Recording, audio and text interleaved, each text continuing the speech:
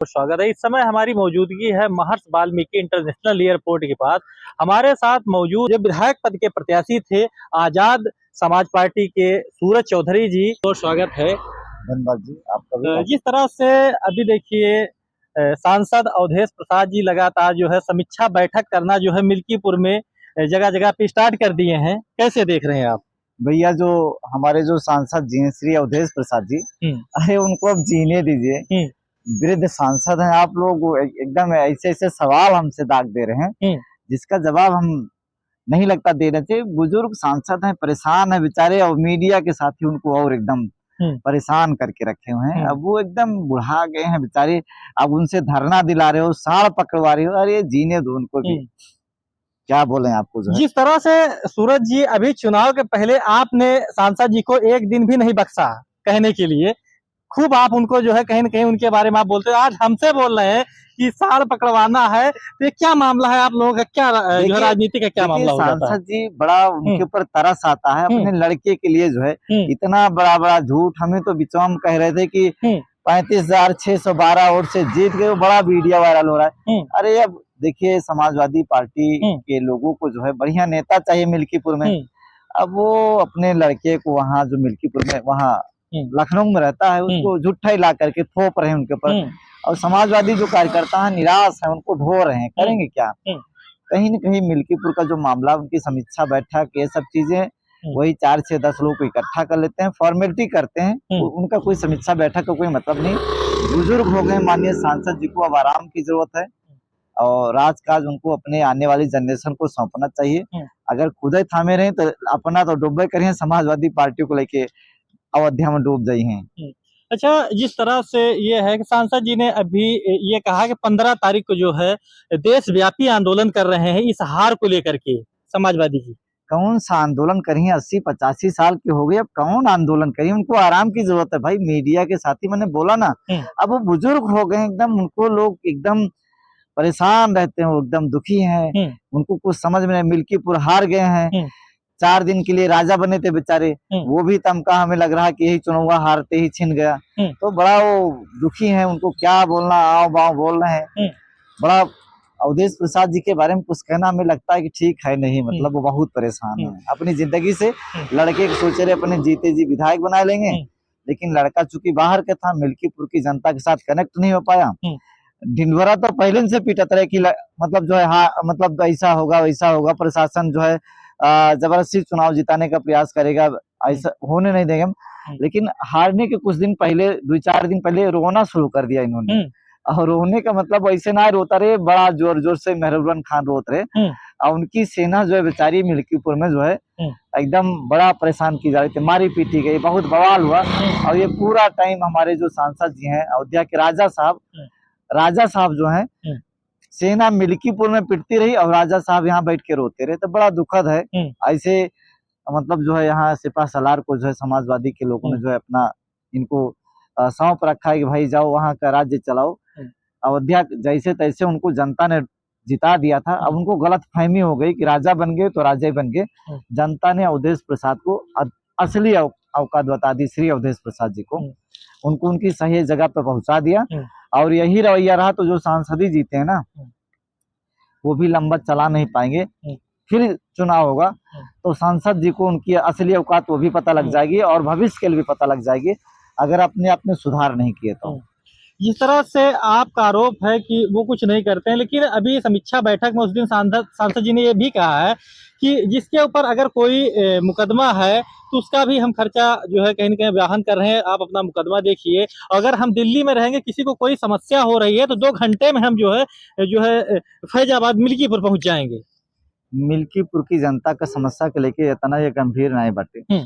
सबसे बड़ी समस्या तो खुद है अवधेश प्रसाद जी मिल्कीपुर के लिए, जो एकदम समाजवादी पे कब्जा करके बैठ गए हैं।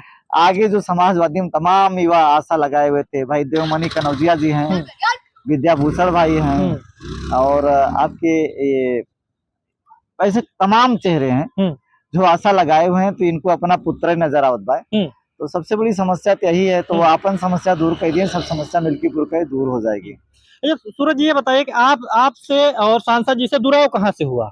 किस मामले को हमारा लेकर? जुड़ाव जैसे मतलब हम लोग चाह रहे थे सांसद जी जनता के लिए काम करें, और सांसद जी चाह रहे थे कि बड़े जो पूंजीपति के लिए शुरू से काम करते आ गए, उन्हीं के लिए काम करना चाहे। धीरे धीरे हम कुछ दिन साथे रहे तो पूरी इनकी जो कहानी समझ गए कि वोट गरीबों को लेते हैं, और जो बड़ा बड़ा काम होता है, जो मठाधीश टाइप के लोग होते हैं उनका करते हैं, तो हमारा मतभेद होना शुरू हो गया। और भी इनके तमाम वादे थे मेरे साथ में, जिसको लेकर के दूरियां बनती चली गई, और अब मनमर्जी कर रहे हैं। बड़ा मतलब उनका काम वाम जो है वोट सिर्फ गरीब का लेते हैं बस, बाकी उनको पेठा खिलाते, पानी पिलाते हैं। ये बड़ा फेमस, वहां पे जाइएगा, पेठा आप लोग भी खाइएगा। तो जिस तरह से शायद सूरज जी आप जब उनसे अलग शायद हुए, तो हो सकता है कि यही कारण तो नहीं हो गया समाजवादी का हार का? देखिए, सूरज चौधरी अकेले नहीं समाजवादी से अलग हुए थे। सूरज चौधरी के साथ 500-700 लोग और भी अलग हुए थे, और उनके आते ही मिल्कीपुर का जो महल था ना समाजवादी का, अवधेश प्रसाद के जो मतलब रेत पे बनाए हुए थे, वो गिरता चला गया। लोग अवधेश प्रसाद से खुश नहीं थे। तमाम युवा जो थे उनके साथ जुड़े हुए थे मेरे वजह से, और भी तमाम लोग तमाम आशाओं के साथ जुड़े थे। लेकिन अवधेश प्रसाद की जब नीति देख लिया कि वो इतने सेल्फिश हैं कि अपने लड़के के अलावा, और जो उनको पॉलिटिकल लाभ है, जहाँ बड़े बड़े मठाधीश हैं लंबरदार टाइप के, उनके अलावा कभी उन्होंने किसी को मजबूत नहीं किया, तो लोग भी भागने लगे, भाग गए उनको छोड़ छोड़ के। इसीलिए इतनी बुरी हार गया अवधेश प्रसाद जी। आगे भी वो हारते रहेंगे, अब छोटे चुनाव हार जाएंगे, वो तो बड़ा चुनाव रहा, विधायक की राह वो पंची न जीत पाई है अजीत प्रसाद भाई।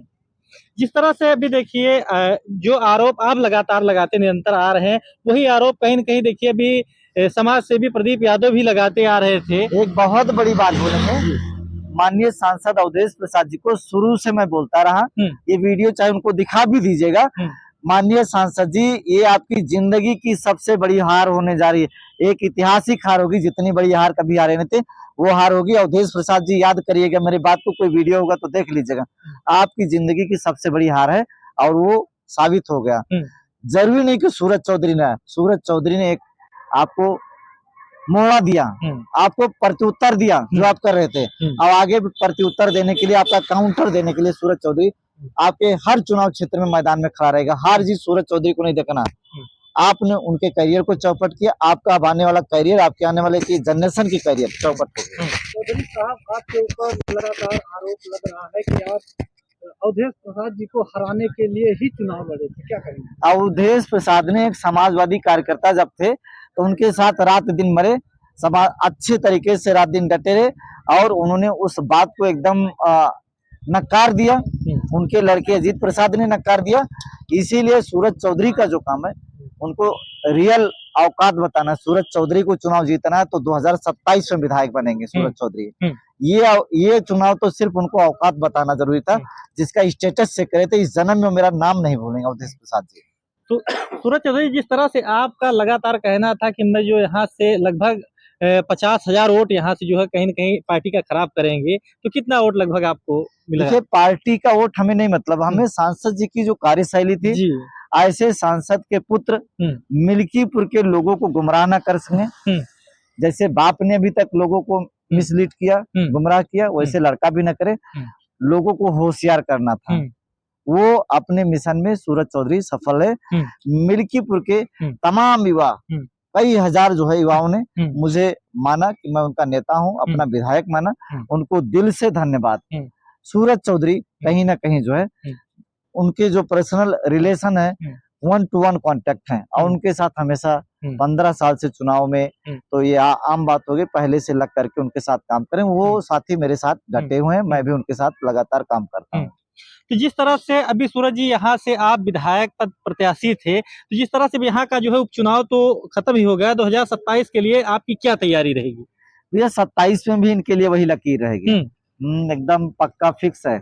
27 में भी अगर इन्होंने अपने निष्क्रिय पुत्र को मैदान में उतारा ना, तो अब वही तो 21 सीट करी, आपकी 10-15 सीट असर करेगी। एकदम पक्का। मेरे फैंस